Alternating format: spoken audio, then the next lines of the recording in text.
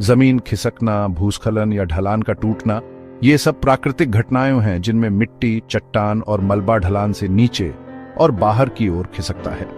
ये गुरुत्वाकर्षण के कारण होते हैं और भूगर्भीय जल विज्ञान और भू आकृतिक कारकों के जटिल इंटरप्ले से बनते हैं। ये घटनाएं धीमी रेंगने वाली गतिविधियों से लेकर, जो इंसानों को मुश्किल से दिखाई देती हैं, अचानक विनाशकारी टूटने तक हो सकती हैं, जो लैंडस्केप्स को पल भर में बदल देती हैं। जमीन खिसकने के नतीजे बहुत बुरे हो सकते हैं, जिसमें जान माल का नुकसान, इंफ्रास्ट्रक्चर का टूटना और पर्यावरण का बिगड़ना शामिल है। जमीन खिसकना एक वैश्विक घटना है जो हर महाद्वीप में होती है और अनगिनत लोगों को प्रभावित करती है। ये विशेष रूप से पहाड़ी क्षेत्रों, तटीय क्षेत्रों और उन क्षेत्रों में आम है जहां भारी बारिश या भूकंपीय गतिविधि होती है। भूस्खलन के कारणों, तंत्रों और संभावित परिणामों को समझना प्रभावी रोकथाम रणनीति विकसित करने और इन शक्तिशाली प्राकृतिक खतरों से जुड़े जोखिमों को कम करने के लिए महत्वपूर्ण है। भूस्खलन अक्सर प्राकृतिक घटनाओं से शुरू होते हैं जो ढलानों की स्थिरता को बदल देते हैं। सबसे महत्वपूर्ण कारकों में से एक है बारिश। भारी या लंबे समय तक बारिश होने से मिट्टी पानी से भर जाती है, जिससे उसका वजन बढ़ जाता है और उसकी शीयर स्ट्रेंथ कम हो जाती है। इससे ढलान टूटने का खतरा बढ़ जाता है। भूकंप एक और बड़ा कारण है, क्योंकि भूकंपीय तरंगें जमीन को हिला सकती हैं, जिससे ढलान कमजोर हो जाते हैं और भूस्खलन शुरू हो जाता है। नदियों और समुद्र तटों के किनारे कटाव ढलानों को कमजोर कर सकता है और उन्हें भूस्खलन के प्रति अधिक संवेदनशील बना सकता है।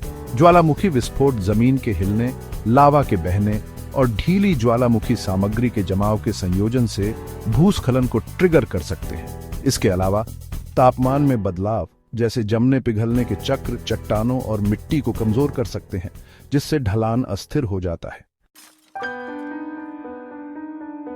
हालांकि भूस्खलन प्राकृतिक घटनाएं हैं, मानवीय गतिविधियां उनकी आवृत्ति और गंभीरता को काफी बढ़ा सकती हैं।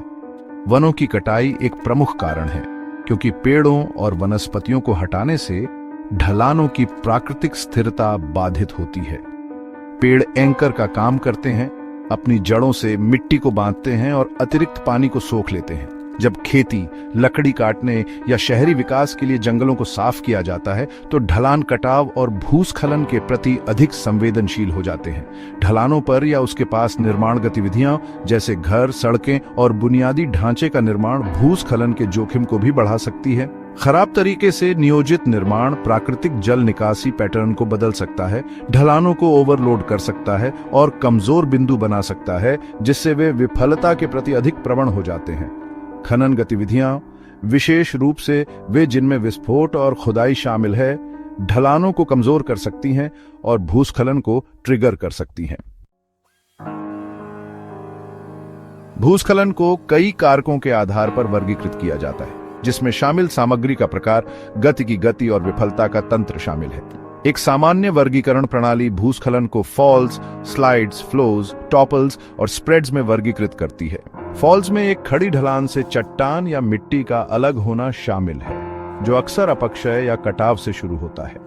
स्लाइड तब होती है जब सामग्री का एक सुसंगत द्रव्यमान एक अलग विफलता सतह के साथ ढलान से नीचे चला जाता है।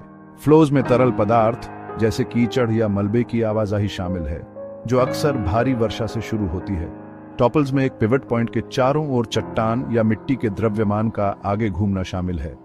स्प्रेड्स में अपेक्षाकृत सपाट सतह पर मिट्टी या चट्टान के द्रव्यमान की पार्श्व गति शामिल होती है, जो अक्सर भूकंप के दौरान द्रवीकरण द्वारा शुरू होती है।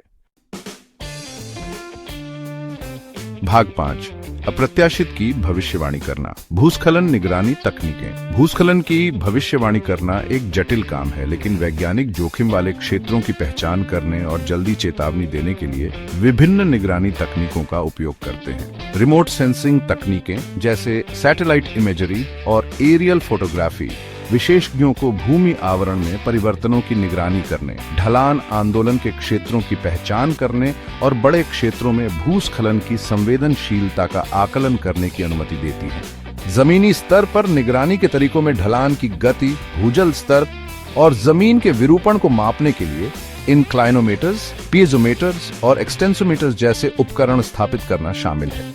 भूभौतिकीय तकनीकें जैसे ग्राउंड पेनेट्रेटिंग रेडर और भूकंपीय अपवर्तन सर्वेक्षण उप सतह स्थितियों का नक्शा बनाने और संभावित कमजोर क्षेत्रों की पहचान करने में मदद कर सकते हैं।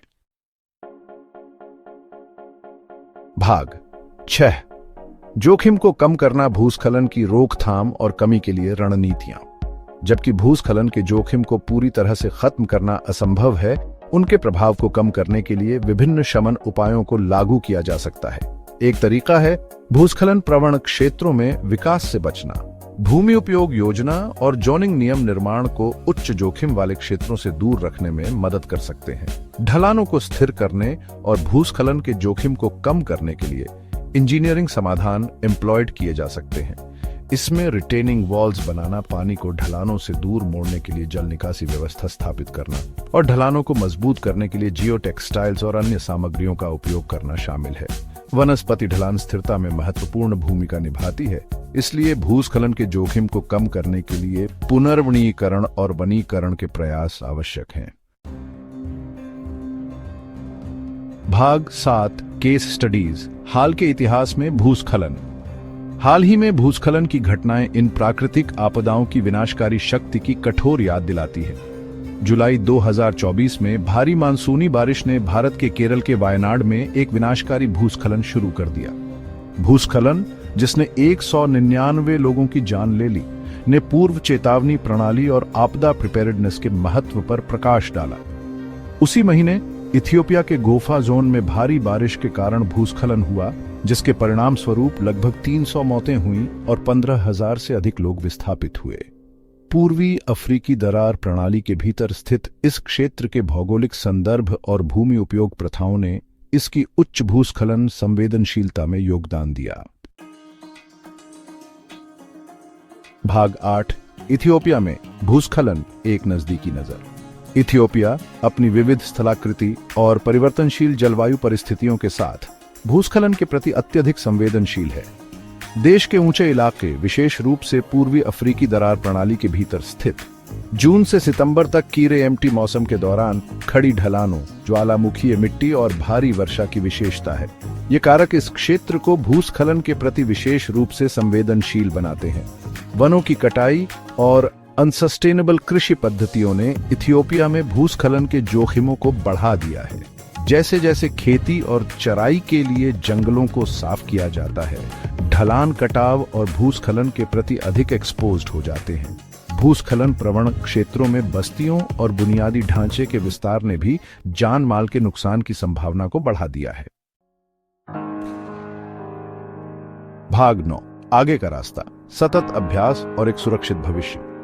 भूस्खलन के जोखिमों को कम करने के लिए एक बहुआयामी दृष्टिकोण की आवश्यकता होती है, जो वैज्ञानिक समझ, इंजीनियरिंग समाधान और सामुदायिक जुड़ाव को जोड़ती है।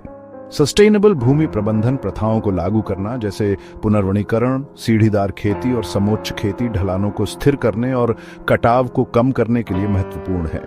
भूस्खलन के प्रभाव को कम करने के लिए पूर्व चेतावनी प्रणाली और आपदा प्रिपेयर्डनेस उपायों में सुधार करना आवश्यक है।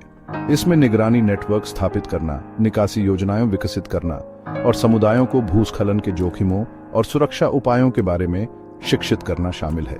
भूस्खलन अनुसंधान को आगे बढ़ाने, प्रभावी शमन रणनीतियों को विकसित करने और दुनिया भर में भूस्खलन प्रवण क्षेत्रों में लचीलापन बिल्डिंग के लिए अंतर्राष्ट्रीय सहयोग और ज्ञान साझा करना महत्वपूर्ण है।